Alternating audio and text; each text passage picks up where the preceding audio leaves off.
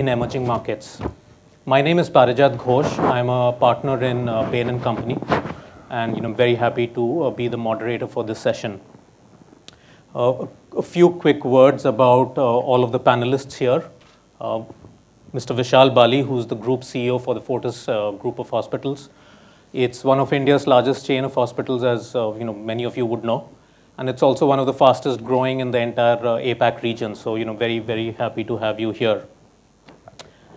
Then we have Dr. Ashish Dhawad, the founder and the CEO of MedSynaptics. He really pioneered the use of health IT in India and has another company which actually looks at teleradiology. So we really look to him to give perspectives around how technology can help us as healthcare really evolves in emerging markets. And lastly, we have Dr. Rana. Dr. Rana is the head of the healthcare advisory services at PwC. And apart from consulting to business, he's also been a part of the business himself in his earlier life.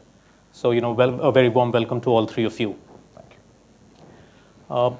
Before we get on to into the details of the session, there's 3 points that I want to bring out, and hopefully that'll be the backdrop against which we'll have the rest of the discussion. First of all, it's a well-known fact in public health that actually countries become healthy before they become wealthy. Now, especially given where we are in emerging markets, that's a very important consideration for us to keep in mind. I think that flows really to the second part of what the second point, which is that if you look across diseases, and this is true of India, this is true of China, this is true of a number of emerging markets, you have very large populations of people who have the disease. And we've talked about India being the diabetes capital and some other country being the cardiac capital and so on. But while there are very large populations who have the disease, it's only a very thin sliver of the population that actually gets diagnosed, gets treated, and really gets the benefit of care. And one of the topics that I do want this group to talk about is we talk about financial inclusion. There's also a very real need to talk about healthcare inclusion. And large percentages of population today are excluded from that healthcare system. The third point, and this is really both a challenge and an opportunity, is that the healthcare systems in emerging markets are at a very nascent stage of evolution, very unlike the Western world where the systems are set, but they have their own challenges. Now, the fact that the healthcare system is really at a stage of evolution, is in a state of flux, that uncertainty introduces challenges. At the same time, I think that uncertainty also gives us the opportunity to really shape the healthcare system to the unique requirements that emerging markets have. And frankly, that's what I want to be the launchpad of the discussion. And the first question that I'll put to the panelists is really how do they see the demand for healthcare evolving in emerging markets? And maybe we can start with you, Vishal, and then after we cover off a couple of these questions, we'll throw it open to the audience for questions. So, a pleasure to be here, Parijat, and thank you for this invite, Claude. It's a pleasure to be participating in this conference. Couple of things. I think when we look at emerging markets, and and all of us who have heard about healthcare and who have also participated in the evolution of healthcare in the markets around us, are number one, very much aware of the fact that emerging countries are being rapidly faced with the disease profile of the developed world, and that is happening very rapidly from the perspective of how we are at a confluence as emerging countries which face the issues of both infectious diseases and mortality and morbidity, which is aligned to infectious diseases, while simultaneously being faced with the affluent diseases of the developed world, which is related to cardiovascular disorders, orthopedic issues, and also to a very large extent, the fact that in this country itself we have 43 million diabetic patients. That is going to give rise to a whole bunch of more lifestyle-related diseases, as one would call it. So I think we really, from an emerging market perspective, are faced with a twin challenge. The challenge of combating infectious disorders and lifestyle disorders. That obviously coupled with the fact that in each one of the emerging markets, now whether we look at India or we look at China or even some of the other emerging markets like Indonesia, particularly from the Asian context, or even Brazil to some extent, if you look at the GDP spend that the countries have actually positioned themselves on healthcare, it's minuscule compared to some of the other countries. So even China today spends about 5.5% of its GDP on healthcare. India spends close to about 5%, out of which the government spends just about 2%.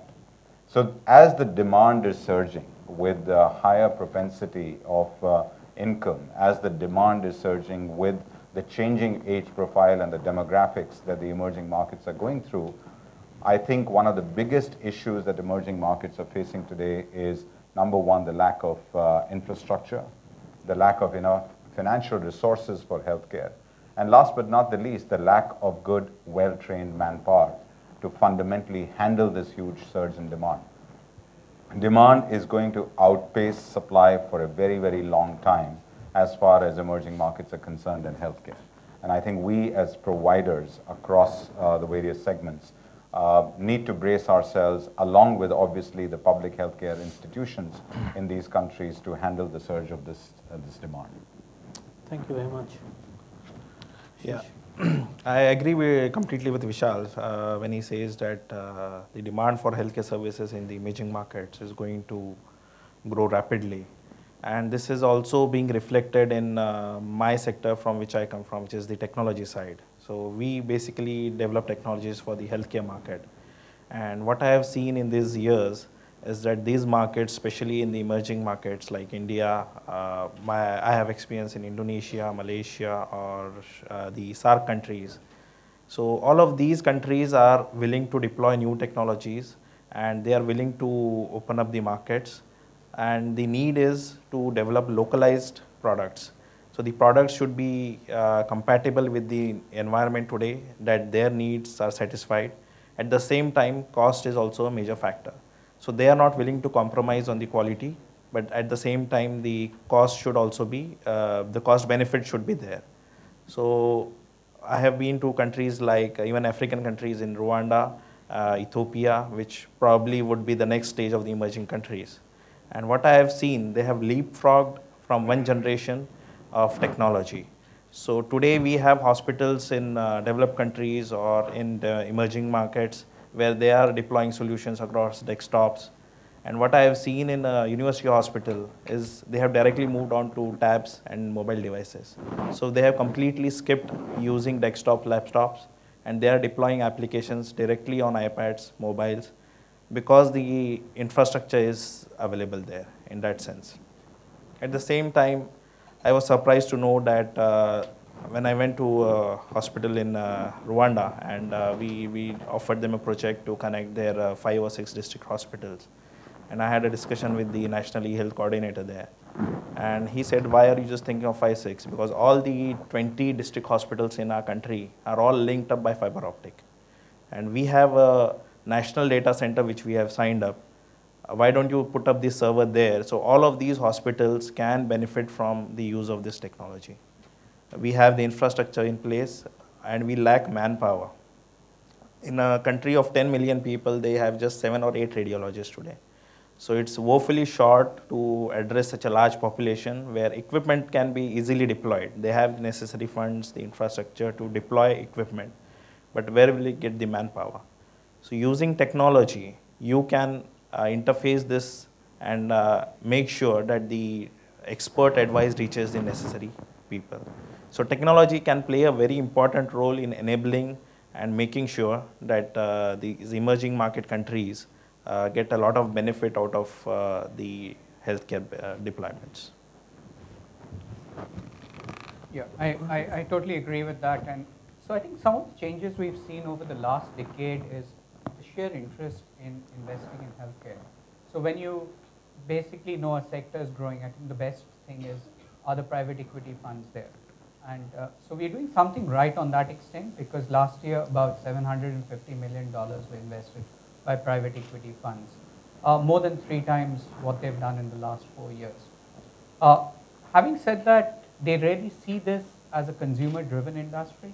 India, unlike other countries, 70% of the healthcare delivery actually takes place in the private sector. So we are very, very private-led. And last year, there were over $300 million plus deals on that account.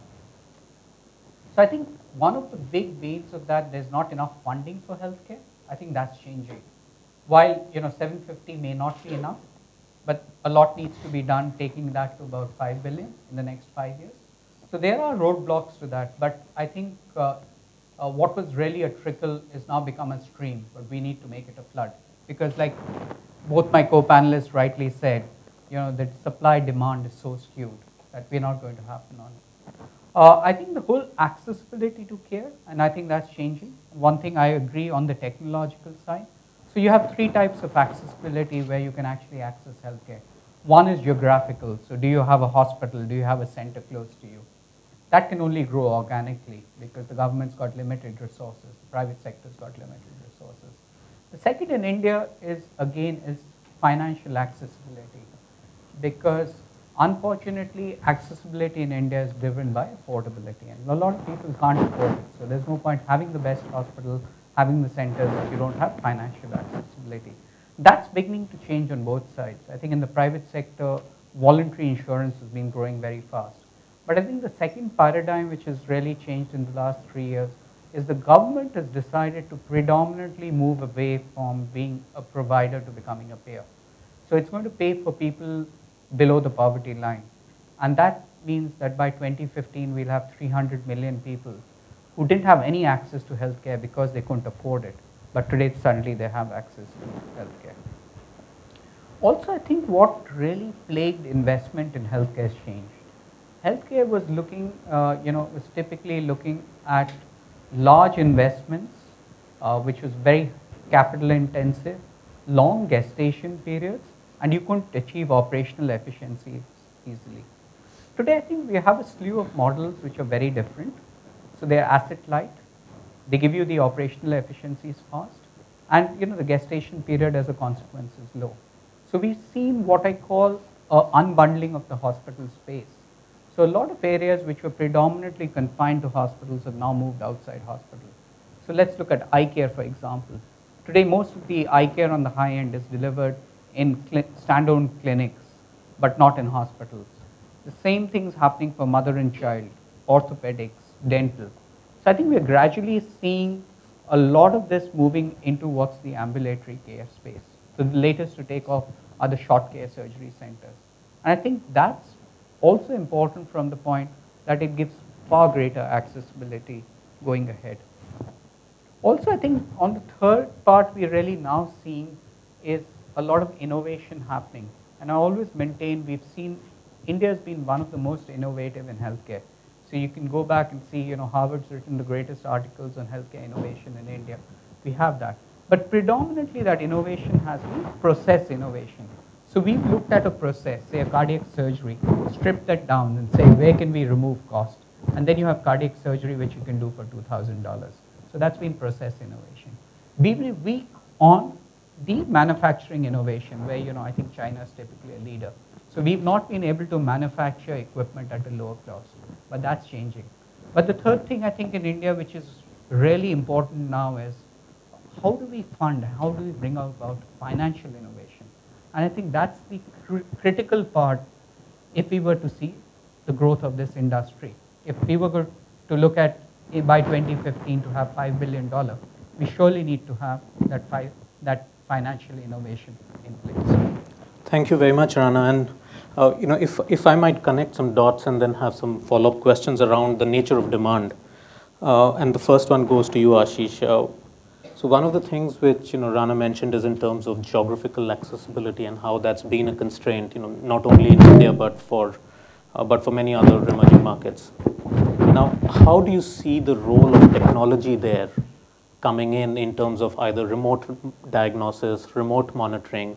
Do you see technology really being playing a role, a facilitating role in giving access to people? Absolutely. Technology can be a wonderful tool in such situations because using telemedicine, you can connect remote populations to specialists. Even basic healthcare is today not available to a lot of locations. So maybe it could be remote islands in countries like Indonesia, or it could be even our own states and northeastern states where specialists are not available, or our own Andaman Nicobar Islands. So a lot of these can be connected using telemedicine. And at the same time, this also benefits in the sense that the specialist or the patient need not travel to each other's locations.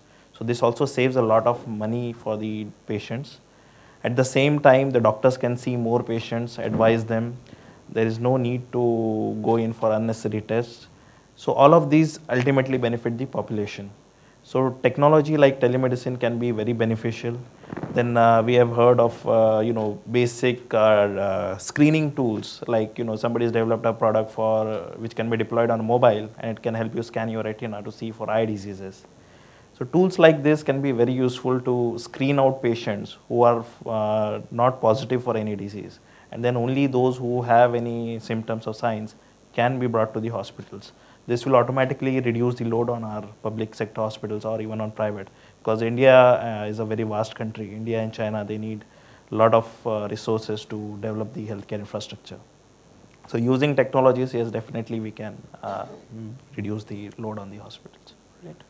So I think, I think what the common theme that I'm hearing across all of them, all of the three of you, is that there is a lot of untapped potential. And clearly, as incomes grow, as expectations grow, it is really up to the industry to be able to tap into that potential and kind of unlock that opportunity, which transitions me to the next open question, really, which is how do you see companies adjusting to this growth? And if I may say, it's actually it's not a uniform nature of growth. It's a very different, very many nuances to that. So Vishal, if I can start with you, and specifically, I think going back to one of the earlier comments you made, which is as a country, as a group of countries, we are really going to be tackling this dual disease problem of acute as well as having very, the chronic disease burden. How do you think the providers or the insurance companies, how do you think the companies are going to be able to adjust to actually tap both of these? Because, very different ways of actually addressing these two. Right. So maybe that's one. And the second thing is, in China, in India, there's a lot of push behind insurance for BPL populations. Mm-hmm. And, Rana mentioned that. And that's going to give rise to a number of people who have access to basic insurance. But at the same time, demand does outstrip supply, even at the top. So how does one see companies really moving to address the opportunity, even at economic strata below just the top of the pyramid? Yeah. If you could talk about those two. Sure, Parijat. So I think couple of inputs over here. Number one, we constantly believe that as a country, we have the great demographic dividend on our side, right? So we constantly talk about how 50% of our population is less than 25 years of age. And I'll tell you as to why I'm coming to this. Fundamentally, emerging markets are also aging as fast as they claim to have the demographic dividend on their side. So, just to give you an example, 325 million people in India are going to be within the age group of 50 to 60 by 2020. Yeah. Right? And that in itself is going to throw some remarkable pressure on the healthcare systems to not just look at how they are to manage the disease segments of the young, but as much as to how they're going to manage the chronic disease orders of the elderly. And that is going to be a huge economic pressure on this country, and also some of the other emerging markets. So I think we need to be, number one, clear of the fact that this shift which is happening between infectious diseases, communicable diseases, and the lifestyle disorders is not just limited to one segment of the population, but it involves the entire country as such, and so therefore the overall pressure. So how are companies adjusting to this model, and how are companies adjusting to what this growth momentum entails? So, when I look at groups like ours, so we have a huge presence in India in terms of the hospitals that we have. We now run 68 hospitals in the length and breadth of the country, and we still believe that that's insufficient in terms of the kind of potential and in terms of the kind of needs that the country has. Most of the institutions and the hospitals that have been established in this country have all been in the tier 1 cities. So, currently emerging markets are fundamentally concentrating on their urban cities and developing healthcare infrastructure and creation of healthcare enterprises on the urban cities within the emerging markets. But there is a huge growth opportunity which sits in the tier 2 cities and also to some extent in the tier 3 cities. So I think one shift has to be in terms of the geographical shift of trying to move away from the urban metros of the country and go into the tier 2 cities. I think the other one also is very rapidly you will also find the forces of globalization hitting this sector, and which is also happening in more ways than one. And that is the reason why companies like ours took some early positions in some of the other developing countries, so Sri Lanka, Vietnam, India. So, within the Asian context, we've sort of gone into a couple of these countries because what we see is evolution. So when I look at Vietnam today, and a country which is growing at about 8% from its economy growth perspective, and when you look at it, and you look at India of 10 years back, and you know that the curve that the healthcare sector is going to take in some of these countries is going to be so rapid that the faster you get into it, the more you are able to participate in the growth as the growth trajectory moves up. I think the other one, which to me is more important, is around the disease segments per se. That how, as companies, we need to not just treat disease, but we also need to contribute in terms of prevention of the disease itself. India, and if sustainable development has to happen in the emerging markets, good health is going to be the foundation of all that. Sustainable development around the world, if you look at any of the other countries around the world, has not happened on account of ill health or on account of an unhealthy population. And I think that's going to be critical. So companies also have to shift gears in terms of not just provide curative solutions, but to fundamentally start looking at what kind of preventive solutions are they providing in the markets that they are serving. And that is very important, because if we do not halt the disease now in countries like India, we will never be in a position to economically treat the large segment of elderly patients who are going to have some of these issues related with high-end and more expensive disorders. Just data points, 75% of cancer deaths are going to happen in emerging markets between now and 2050. By 2015, India and China will be the largest countries around the world which have propensity of cardiac disorders. So these are data points which tell us right up front that if we don't do something about it, we are going to be faced with a whole bunch of issues. More than 200 million people in the emerging markets have pulmonary disorders. We don't even talk about pulmonary disorders because we basically believe that that's not one of the big ones. But pulmonary disorders actually take more and more people into intensive care units, which is probably the most expensive diseases to service. So I think we need to be very, very clear from a healthcare perspective that emerging markets are going to be really faced with tremendous amount of challenges to deal with this multitude of disease segments. And companies therefore have to contribute back. I think companies in the emerging market need to innovate, and the next wave of innovation in the healthcare technology side will probably come from the emerging markets. That is probably because we have access to such large database of patients and the increasing use of technologies to analyze this data and come out with outcomes which can help sustain further R&D. So that will be very important. And having said that, it is not just the development of technologies, but also the marketing and branding, which is very important for the emerging market.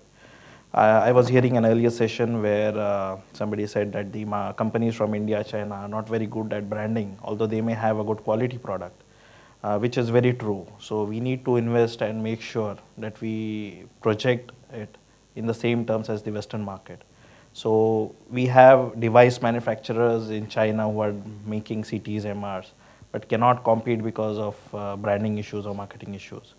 At the same time, we have technology companies here who have developed best of softwares for the same companies, but cannot sell their products in the developed market because of branding issues. So we need to concentrate and make sure that apart from developing good quality products, we also have good face value out of it. One point that I would like to make is, as Vishal mentioned about chronic diseases and higher demographic old age patients in the next 10-15 years. Technology can help in such a scenario also. It has been seen in the US that almost 40% of hospital admissions can be reduced by remote monitoring of chronic diseases. So you could have them sending out alerts to take medicines on time. You could have, an ICU, remote ICU monitoring. You could monitor them, make sure their symptoms are treated quickly. So this can basically reduce the admissions in the hospitals itself. I think technology is going to play an important part, but I also think that the model of healthcare. So healthcare, if you look at India in the private sector, is basically a very urban play. So just on the statistics, 70% of the healthcare infrastructure just exists in 20 cities in India. So 30% in the rest of the country. So very, very urban, really. A lot of hospitals say that the next opportunity is in the tier 2 and tier 3 cities, and rightly so. I mean, it's not only hospital. You take an FMCG company, you take a telecom company, you take any company, it says the opportunity. But the opportunity in the tier 2 and the tier 3 cities is very different from the opportunity in the urban conglomerates. And I think a lot of hospitals are learning that at their peril. It's no point having a great hospital in Delhi. You can't really scale out that version and put it up in a tier 3 city. It doesn't work. The dynamics of that city are different. The whole ecosystem is different. So I think one of the learning is that there is a different model for every city.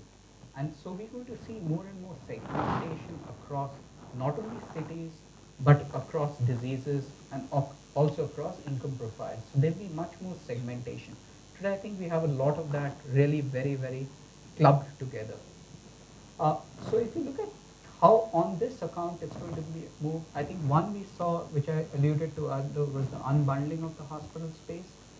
Now, within the space where it's going into the tier 2 or tier 3 or a tier 4 city, there are going to be different models. Different reimbursement mechanism. And I think here, beyond a level, it may not be feasible for only private players to go in, say in a tier 4 city. So I think there it comes to, if you really want to have accessibility to healthcare, you need to look at what is the model of a public-private partnership. And we don't have a structure for that. So I think that one of those challenges is, as we increase accessibility, can we get a governance structure? How does public-private partnership happen at the grassroots level? That's Parijat, it just struck me. I think one of the biggest enablers, which is sitting in many of the emerging markets, is the telecom propensity. And I think one of the biggest revolutions that healthcare is going to see in emerging markets is mobile health. And companies need to shift focus from just going into pure play physical infrastructure to try and do a lot more on this entire network of mobility that sits inside these countries. So, whether you look at India, you look at China, you look at Indonesia, look at Africa, right? Mobile telecom density is really riding the growth of a lot of the other sectors. And I think that's something which is of critical importance to the way that companies need to shift gears in terms of riding on and particularly creating healthcare solutions which are more mobile oriented. Excellent point. And just a follow up to that question, to that point. You mentioned partnerships. You also mentioned different kinds of business models and standalone care centers and so on. Now, do you really see that how a company is going to be able to straddle really sectoral boundaries? How will they partner with, other private sector? How will a hospital partner with an insurance provider? How will a insurance provider, partner with a pharma company? How do you see those kind of really multi-stakeholder actions taking place? Do you see that as being an imperative for companies as they adjust?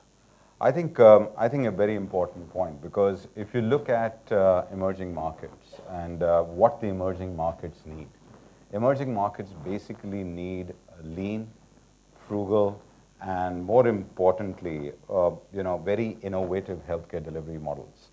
Fundamentally, because they are always going to be financially challenged, right? And so, if they are going to be financially challenged, then it is important that you bring multiple stakeholders together on the same table, and you try and then create solutions which are combined, which are collective.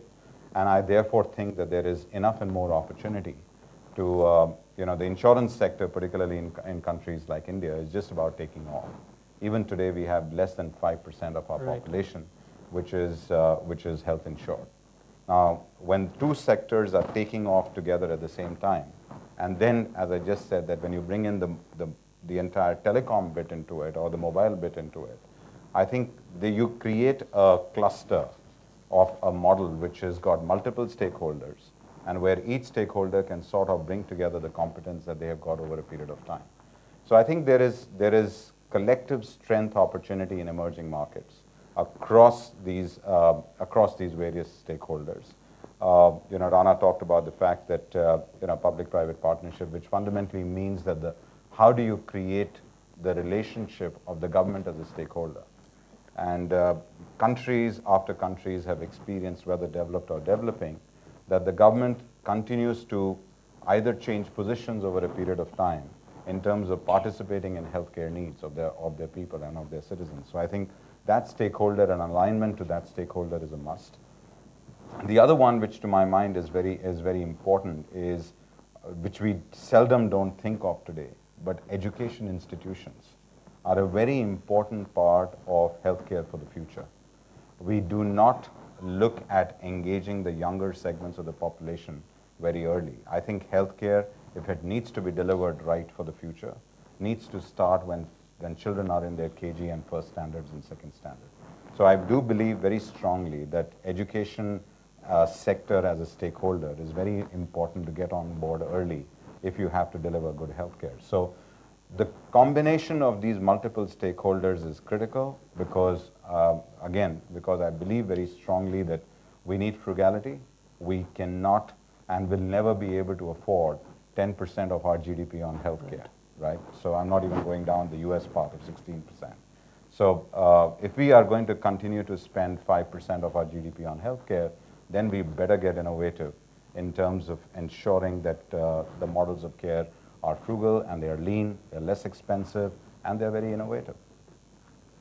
Just a data point, a quick data point. There is a study which says about 59% of the patients in the emerging market use mobile health as compared to about 35% in the developed world. It just proves what Vishal just said, that telecom and mobile will play a major role in ensuring availability of healthcare. So one last question, really, before I throw this, to the audience. How do you see the role of the government changing? You briefly mentioned that they are moving from being a provider to a payer. What else do you think, from a facilitative perspective, they should be thinking about? So I think if you go back in time, in the 1960s, I think the United States spent 5% of its GDP on healthcare, exactly where we were. And that's the time when Medicare and Medicaid came into place. So the government moved away from becoming predominantly a provider to becoming a payer. So there is a learning we have, and what went right in the US or what went wrong. But I think as the government's moving away from a provider to a payer, there is a section which it's saying that it's probably absolving itself of the responsibility of giving healthcare. So by becoming only a payer. So that needs to be addressed, because being a payer also will never cover every segment. Also, becoming a payer does not cover the most critical part of healthcare or health promotion, as Vishal said. It doesn't cover outpatient care, it doesn't cover preventive care. All it covers is acute illness. So are you covering the right segment? So I think that's one thing the government should look at. Secondly, I think the minute the government becomes a payer, it tends to become more restrictive. As long as it was a provider, it had to own up its responsibility of not providing care to requisite levels. But the minute they pass this responsibility to the private sector, for the value they're giving, they probably expect everything. And I think that's wrong. So the reimbursement models have to be viable. Otherwise, the government moving from a provider to a payer will actually lead to less people being covered. And it could be very, very counterproductive in that sense. From my perspective, there is a lot the government can do in our sector, because there are no standards available today as related to storage of data. There are certain interpretations which are done by every hospital as per their needs, but there are no firm standards. There are no regulatory approvals for new devices or new products which are launched in the Indian market. We just follow the Western standards like FDAs and CEs. So these are the things where the government can act and make sure that we develop our own standards, our own rules, which ensure that the data for the patients and the devices is maintained in a proper way. I think governments in the emerging markets are at a huge advantage vis-a-vis healthcare. And the reason being that emerging markets have seen huge privatization of healthcare. So what the governments of many of the developed countries did for many, many years by being the sole provider of healthcare services to the countries and to their citizens, emerging markets are that much more fortunate because the private healthcare enterprises have already played a huge role in terms of becoming an enabler for healthcare services. So having said that, I think, and as one sees today, particularly, even when you look at various countries in Asia, in terms of those countries where the government was the sole provider and the government restricted the growth of the healthcare delivery sector, has now opened up doors for the private sector, because over a period of time they've realized that they cannot continue to take the burden of the economic spend on healthcare. So I think the government, number one, needs to play the role of the catalyst. Second, the government needs to play the role of an enabler. An enabler from the context of, if we have to take healthcare provision to its next level, it cannot, because of the fact that what the private enterprises could do for a very long period of time on their own, I think in the next phase of this growth, it will not be possible to do that. Real estate in this country and in most of the emerging markets is now making it almost impossible for good healthcare entities to be set up. If the governments don't step in and don't really become enablers for that process, I do not see a lot more healthcare infrastructure getting established. So that's where I very strongly believe that the catalytic role that the governments can play in terms of creation of infrastructure, the role that the governments can play in terms of their own large infrastructure which sits within the public side, and how effective utilization and productive utilization of those resources can enable a lot more. And I think last but not the least, which is most critical, is that the government needs to play a big role in medical education. I think governments, and again, this is again an emerging market trend, and India included in that, governments have not played the role of being facilitators for good medical education or for the growth of the medical education sector. And that is the reason why we find today, in terms of talent availability, is becoming one of the biggest issues, because facilitation of the growth of that sector has not happened. And we will continue to face a huge supply-demand shortage around the clinical and the paraclinical talent. So I believe that these are three very clear-cut areas where the state can play a very positive role from the perspective of aligning with the large stakeholder called healthcare infrastructure or healthcare sector. Very, very interesting. Thank you for that. I'd like to open it up for questions.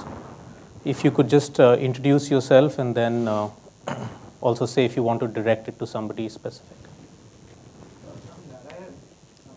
At the back there, please. Hi, my name is Mushahid. I'm from PwC. I had a question for Ashish. Ashish, what do you foresee the challenges in the successful implementation of teleradiology in India? Is it something, creating the back-end infrastructure, or is it something which is related to the regulatory aspect? That's sort of a limiting factor for the growth, because we had seen it's a highly underpenetrated sector, and we talked about a lot of innovative products like Health, and unless until you don't have a back-end sort of infrastructure, the mobility. So what challenges do you foresee in this sector in this regard? Okay. Thank you. I would just like to get it clarified whether when you mean the challenges, is it in terms of deploying a teleradiology within Yes. in the country Yeah. or for providing services outside India? No, for within the country, for providing services within the country. For within the country, as such, there are no regulatory requirements in India, apart from being that the reading doctor should be a radiologist. So we cannot have any technician going and reporting it. But apart from that, the government does not have any particular regulations in terms of licensing or insurance or nothing. So all you need to be is a radiologist and should have a computer, internet, and the necessary software to view those images. We have seen a lot of customers where we supply solutions to individual doctors, group of doctors, companies who have set up their centers where they provide reporting services. The challenges are mainly in terms of the infrastructure, where you need good bandwidth, because as newer and newer equipment is coming up, especially with 64 slice scanners, 128 slice scanners, they generate a lot of data. So to be able to transmit this kind of data and without losing the quality of that data is very important. So you need a very good infrastructure which is readily available in at least the urban centers nowadays. Yes, the other end of the spectrum, where the uploading center also needs to have good bandwidth, is sometimes a challenge. At the same time, the doctors, as Vishal mentioned, the manpower is not being generated enough. So we do not have enough radiologists being trained across the country. We have a lot of centers and hospitals being opened up, but not enough people to man those centers. So in the next few years, even India will face a shortage of radiologists, just like the US. So I think these are the two key challenges that we need to focus on. Ms. Mehta, I'm a writer from Business and Economy magazine. You just referred to $750 million private equity fund. It's for the EME or So this is the amount which came into which India. is invested by the private equity last year. in India? In India. Okay. And one question to Mr. Bali. You spoke about the PPP model. There is no efforts have been made, from the government level. What about the private sector? Have they initiated something with the government, And secondly, you speak about the real estate issue, why can't the private sector go to, say for instance, primary health center, huge primary health center across the country, and those infrastructure could be used to provide health care facilities while you also make benefit out of it. See, I think this entire issue of public-private partnership has been really dug to the ground for the last many years, right? And we have constantly been talking about this entire scope of public-private partnership. I think the issue sits over here fundamentally because health in this country is both a central subject and is also a state subject. So while many states have tried to build these models around, but there is no single framework that the country has been able to establish around the public-private partnership, particularly when it comes to healthcare institutions. And it is very, so while we can do ports and roads and, all the other infrastructure, we are struggling in this country in terms of arriving at very good, economically viable public-private partnership models in healthcare. So fundamentally, a lot more work needs to be done in that space. And obviously, there are probably some global lessons to be brought on the table, which can help us to expedite that. When you talked about real estate, when I mentioned real estate, it was from the perspective of that when you set up large hospitals today, it takes a lot of real estate. Real estate costs in this sector or in this country have really gone through the roof. So when we at one end talk about accessible, affordable healthcare, at the other end, all the inputs that are going into countries like India to create new healthcare infrastructure, they're all growing exponentially upwards. So therefore, when we talk about viability and affordable healthcare solutions, it becomes more and more difficult. So when you look at primary healthcare centers, these are probably opportunities in public-private partnership, because that is the entire network which sits with the government, whether it sits on the state or on the central side. But that is the primary healthcare centers are the ones which are sitting on the public side. So there is an opportunity there, and I think there could be new models of primary care being facilitated through those centers. Yes, please. Yu Serizawa from Forma Corporation, Japan. I know that the panel doesn't have anyone from the pharma industry, but I think the other big theme for emerging markets, emerging countries, is the formation of domestic indigenous pharma companies. But on the other hand, pharmaceutical industry, even in a mature economy such as Japan, did not really develop it so much, because it's a very capital intensive, very risky business. So can the panel address that? So I'll take a stab at it, and then the others can chip in. So I think many of the demand characteristics that we as a group spoke of, I think they impact pharma equally. So whether it is in terms of both acute as well as chronic, the fact that the demand has historically been in the urban centers, but in the rural centers do represent an opportunity. The fact that it is really economically very difficult to get into the rural areas because of multiple issues. The fact that regulations actually are a barrier in some cases in terms of the chemist infrastructure that needs to be in place for for a pharma company to be able to distribute the products. So I think the demand characteristics are similar.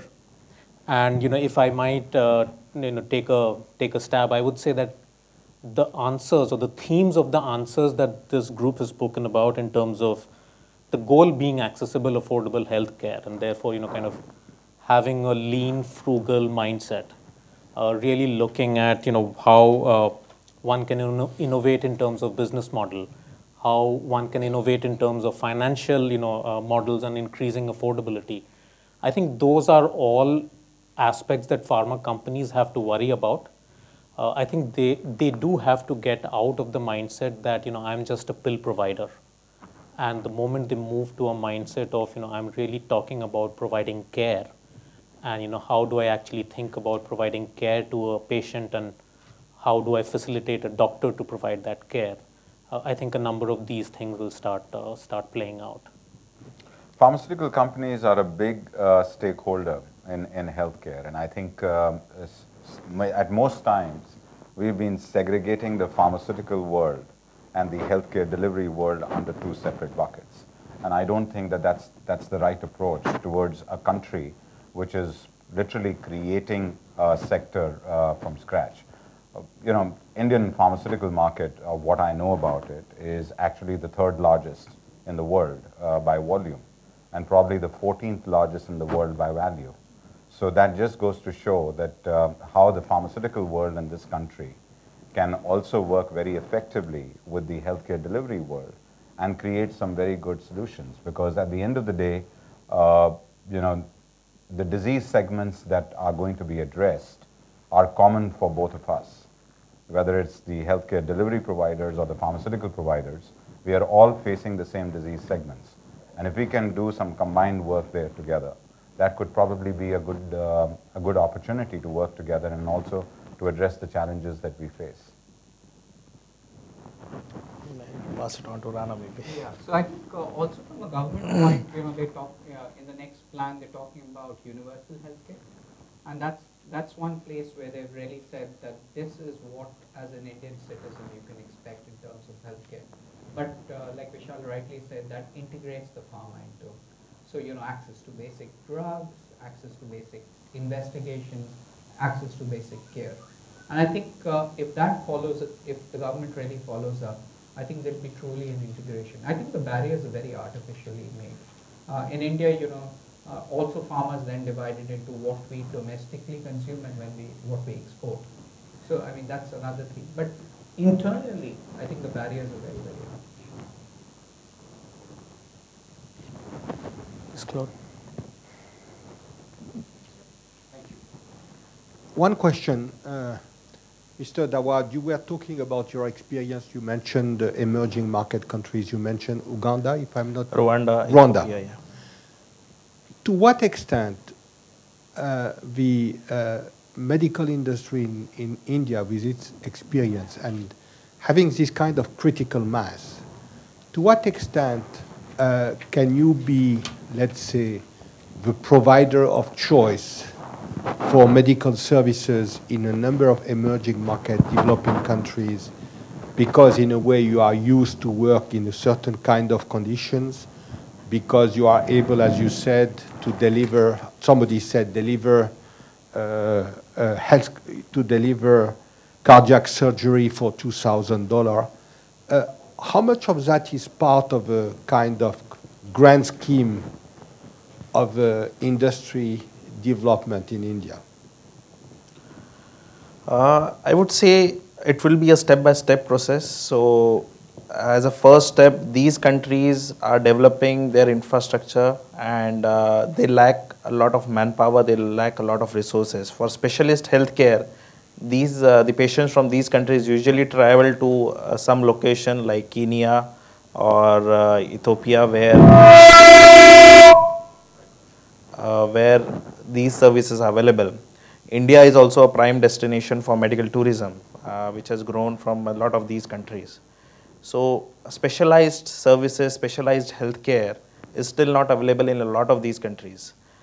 In terms of hospitals, when I visited these hospitals, the patient load is quite high, but the latest equipment, even the biggest hospital in Uganda does not have an MRI scan today. So they lack equipment, they lack the specialized healthcare services. And eventually the plan is that if they are able to connect this through technology or get people to come to their countries to provide such services, the infrastructure will be developed. So if they are able to build an operation theater and get some surgeons to come and operate there in the country itself, then such technologies, these infrastructures can be developed and can be utilized for the people there. So Claude, I think for healthcare providers from India, Africa definitely is one of the biggest opportunities of collaborative work. Fundamentally because if you take a look at it, Africa or the African continent is highly underserved from a healthcare resource perspective, and also both from an infrastructure perspective and the clinical acumen perspective. And they have been fighting infectious diseases for a very, very long time. So I think there is, like us at Fortis itself, we now run an operating and management contract in Uganda, where we are actually running a hospital over there. So there are immense opportunities of helping some of these underdeveloped and developing nations to collaborate and to work together with us in sharing resources, and also in terms of helping some of these clinicians to go to the next level of expertise. Many of them are coming over here and training at some of our hospitals here in India. Many of our clinicians are going into some of the hospitals in Africa and helping those clinicians develop new skills. I think secondly, because there is already a huge number of patient flow which comes from these countries into countries like India, because amongst all the countries in Asia, Indian hospitals probably provide the lowest cost of care to many of these patients from other countries. That is another opportunity to sort of ensure that because of the continuity of care, we are helping many of those hospitals and clinicians to develop new skills. So I do see this to be a very important bridge in terms of helping countries within Africa to go to the next level of care as far as their healthcare infrastructure is concerned. Because again, as you rightly said, that the mindset, the frugalness, the innovative nature of how, when one is pushed against the wall, in terms of the propensity to spend, you will come up with those innovative solutions. And when you talk of mobile health today, I think African subcontinent is probably one of the most innovative in the world in the way that they have actually used mobile platform. In fact, even for AIDS care and for AIDS treatment, many companies have used the mobile platform in Africa to help this entire process of AIDS eradication. So I think there is a tremendous opportunity there in terms of what one can do in Africa.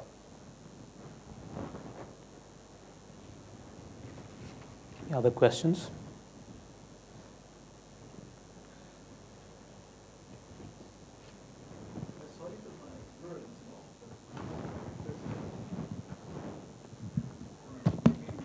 Have some clarity before we go to this room. You speak about the mobile solution, how Africa has used it. I'm just wondering, what does a person do? I mean, how do you do this? What is the delivery in this? Somebody calls up and you tell them you do this. No, that's it. What does it do? Explain. Okay. So one of the issues around AIDS has been the therapeutic intervention, right? So you have to take your medication on a consistent basis. You can't miss your dosages. The other one is, which, as you rightly know, that the African subcontinent has huge other areas around infectious diseases. So vaccination is a very important part of prevention of healthcare disorders in Africa. Just reminding families to take their vaccinations is a methodology which has been used by many providers. So one is around AIDS and reminding people to take their AIDS medication so that there's a continuity of their care. And the second one, which is again a big one, is around inoculations and vaccinations. So this is how the mobile platform has been used in Africa to sort of circumvent or to combat some of these diseases. And which is just by nothing but just by messaging services, which is on. It's happening in India because we do it in polio for polio vaccination. Right. But do you see it to scale up in India? It can, definitely, why not? I think if you look at preventative health, I think mobile technology and preventive health go together. If you can just get reminders every day in the morning, whether you've exercised this morning or no, that's probably the best reminder that you can get. And that's the reason why I said that preventive solutions require a totally different opportunity in terms of how you're going to use many of these enablers to create good preventive solutions. So you do definitely see, and in this country, I see a lot of opportunity in terms of creating the mobile platform and healthcare solutions on the mobile platform. Your annual health check. When do you remember the last time when you went for your annual health check? But if somebody gives you a reminder 3 months before your check is due and then consistently chases you, 9 out of 10 chances are you will go. But if nobody reminds you, 9 out of 10 chances are that you will never go again. To give you some other examples, you can also use the mobile to access images. So in case of trauma patients, where the radiologist may not be available in the hospital or at the center, those images can be transmitted by a technician and then the report can be provided immediately. So the treatment of the patient continues without stopping. So it can be immediately constituted. So lives can be saved by using such technologies. A lot of screening programs can be handled. You can even transmit ECGs, you can transmit photographs of, let's say, your skin diseases for daily dermatology. So you can use mobile platform in different ways. And I think, like Vishal said, healthcare is actually transcending medicine. It's not really. So you have an application, it's an app you can download either on Android or in your iPad called WellDoc. Now WellDoc, what it really does for diabetics is it sort of monitors and gives you immediate feedback. You can't be going to your doctor every day, but gives you hourly feedback. So you've had a meal, what's the insulin you require? Now WellDoc has done so well that it's seen to have better diabetes control than even taking insulin. And for that reason, the FDA in the US has actually now licensed that as a medical device. So just going and taking a WellDoc subscription, you can get it reimbursed from your insurance company. So I think we now to look at that model which just transcends, the illness and the cure into this. Excellent. Any other questions? Great. In which case, I'd just like to make a few closing remarks.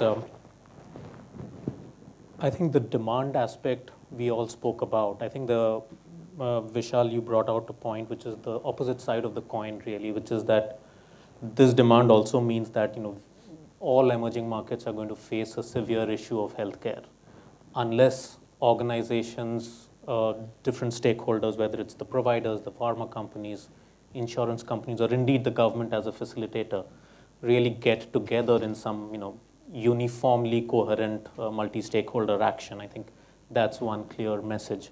I think the other important thing for me was in terms of how does one really build in this lean and this frugal mindset in everything that we do.